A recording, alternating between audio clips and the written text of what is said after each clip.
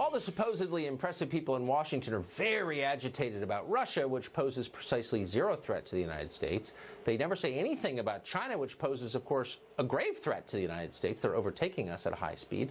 Why is that? Well, maybe because a lot of people in Washington are getting rich from China. A new piece in the Daily Beast notes that many former officials, including ex-House Speaker John Boehner and former Congressman John Christensen, Congressman Charles Boustany, have lobbied on behalf of China and a lot of others.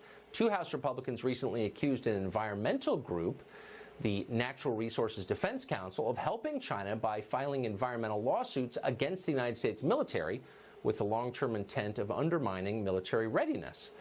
Kevin Mooney writes for the Daily Signal. He's been following this topic, and he joins us tonight. So, Kevin, thanks for coming on. Give us a sense of the scale of the lobbying in Washington on behalf of the Communist government of China. Well, you mentioned the lawsuits. We have very well-funded environmental groups. The Natural Resources Defense Council really stands out here, that have continuously filed lawsuits against the U.S. military. The end result of those lawsuits is that they enjoin the U.S. Navy, most especially, from conducting the kind of exercises and testing on sonars that are used to detect Chinese submarines. So, number one, I think we really need to get a handle on some of our environmental laws that make it possible to peddle this abusive litigation. And number two, we need to ask... But hold on, I'm sorry, let me stop you there. How did, and that's a fair point, but how does China intersect with the NRDC?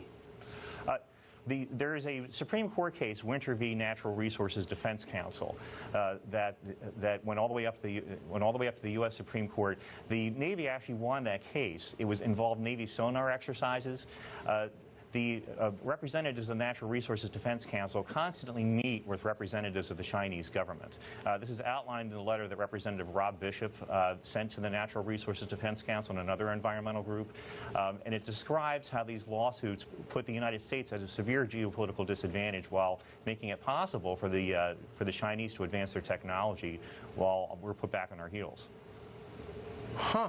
Interesting. So the suggestion is that the Natural Resources Defense Council is working in tandem with the Chinese government to do this? Is that, I mean, I just want to put a fine point on this. That's the suggestion? Well, that is the accusation in the letter that was sent to the Natural Resources Defense Council. They are violating the requirements of the Foreign Agents Registration Act, which simply says that if you're lobbying or politicking for a foreign government, that you need to disclose that fact.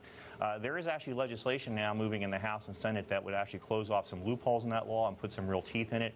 Unfortunately, it has not been strictly enforced over the past few decades, and hopefully that'll change sometime soon. But if the Natural Resources Defense Council does not have to register as a foreign agent, it seems to be that nobody would have to register as a foreign agent.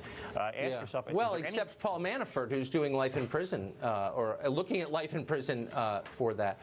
Kevin Mooney, thank you very much. Thanks so much for having me. Very interesting topic.